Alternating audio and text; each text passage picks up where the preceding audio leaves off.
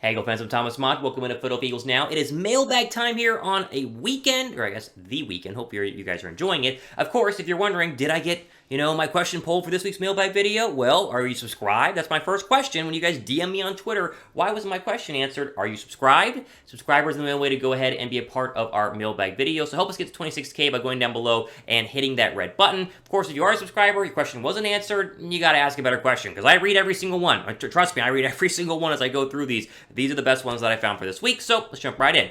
Asher says, "Hey Thomas, I was wondering, kind of a history question. What do you think would have happened? If Carson Wentz didn't tear his ACL? What if Alshon Jeffrey didn't let the ball go through his hands? How do you think it would have affected our future?" I think the Eagles still win the Super Bowl with the Wentz situation. For me, though, because they won the Super Bowl that year, my main focus is Alshon Jeffrey. And this is one of my great, battlegrounds, my hills to die on that I will stand by for the rest of my life.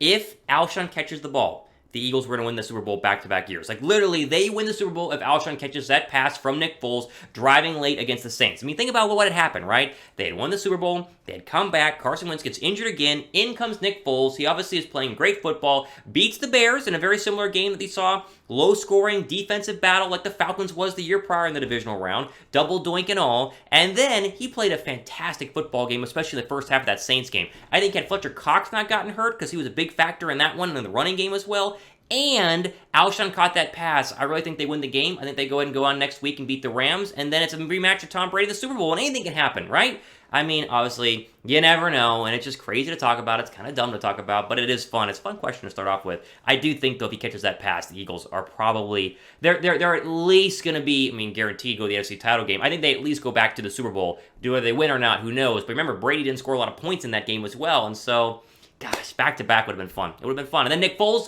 would have been the quarterback for the rest of his life, right? Back-to-back Super Bowls. Crazy. Ad break pin comment here. Would the Eagles have won back-to-back Super Bowls if Alshon caught that ball? What do you think? If you agree, type Y down below for yes. If you disagree, maybe you're a hater, type N down below for no. All right, next question here comes from C. Xavier96. Hey, Thomas. Long time since my last entry. At pick 15, if one of the two best corners in the draft, Sauce Gardner or Derek Stingley, were to fall, which would you rather have? Have you done any tape study on the wide receiver Walls from North Dakota State? I feel it'd be a great second-round pick. No tape study of him yet. I'm working on some later-round pick tape study. You'll see that in a video in the future. Let's talk about Stingley and Gardner. So Stingley was originally supposed to be the number one cornerback. He was mocked as high as 5 in earlier mock drafts. However, people are starting to review some film here, and not only is Ahmad Gardner jumping off of the tape, he had an incredible Senior Bowl. He's a little bit bigger. He has better size, and Stingley's big problem, of course, is that he's a little inconsistent from year to year. Like, he just had a really good year and then a lackluster year. He's backwards in terms of that. I think consistency is Stingley's issue here. Now, I think both are going to be fantastic, but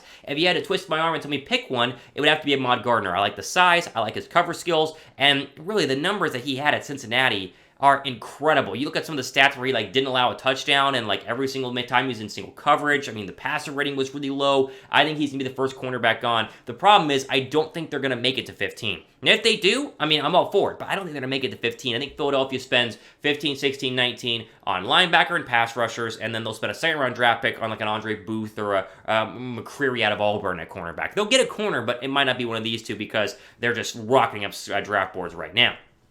Pick one, though. If you had to pick, Gardner or Stingley. Type G down below for Gardner. Type S down below for Stingley. Again, I'm a Gardner guy, but it's kind of like me with Devin Lloyd versus Nakobe Dean. I like Lloyd more than Dean, but both would be fantastic. The same goes for Gardner and Stingley. Mark says, love the vids. Hey, Thomas, what do you think about giving our second-round draft pick for Jimmy G?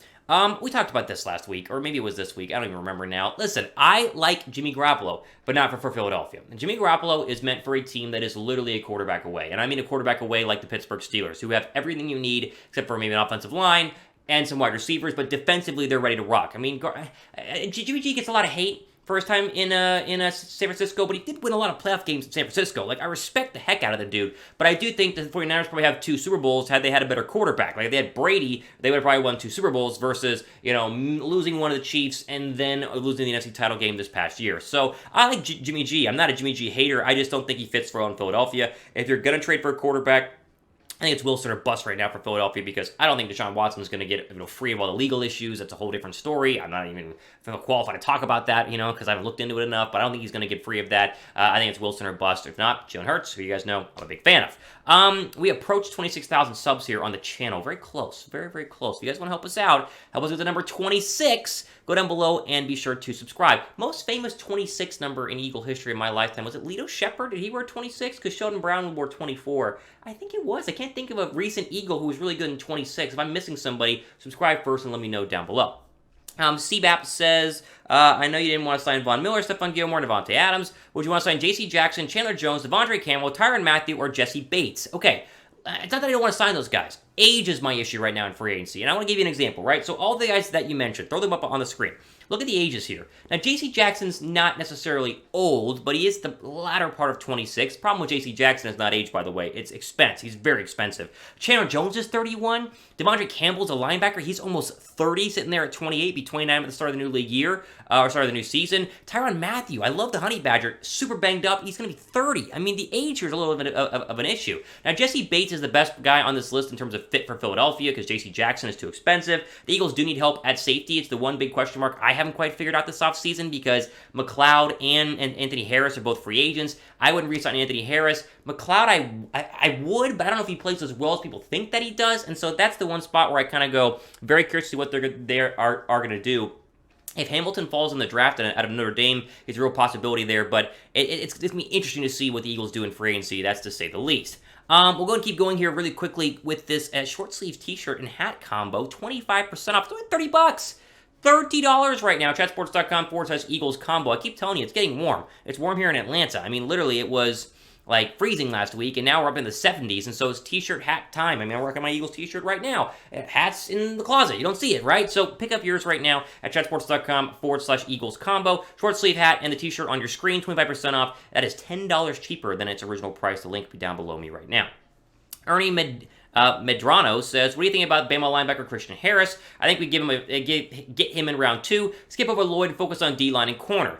That's fine. I have nothing against Christian Harris. I think Christian Harris is a great SEC linebacker. He's the 3rd best linebacker in this draft, and I think any linebacker in the top 2 rounds would be a massive improvement of what Philadelphia has right now. My problem is that I love Devin Lloyd just way more, and I'm a huge Devin Lloyd fan. I think Devin Lloyd could be the face of the Eagle defense for the next 10 years, and the Eagles haven't had that in a very long time. I mean, Fletcher Cox was, but he is no longer. They need the face of this defense, and Lloyd can be just a perennial Pro Bowler. I just love him to death. But I do get your point of going D-line and corner first because those are very important and pressing needs, and I think D-line especially, you take 2 pass rushers in the first 2 draft picks, I'm fine with that, but I really want Lloyd. Nothing against Harris, I just, I love Lloyd. Either way, I love the idea Philadelphia is going to take a linebacker early. I feel very confident in that. If you're confident Philadelphia will take a linebacker early on, give this video a thumbs up right now because it's the first time they're going to do it in a very long time, and that should be exciting for both you and me because we know they need help at linebacker.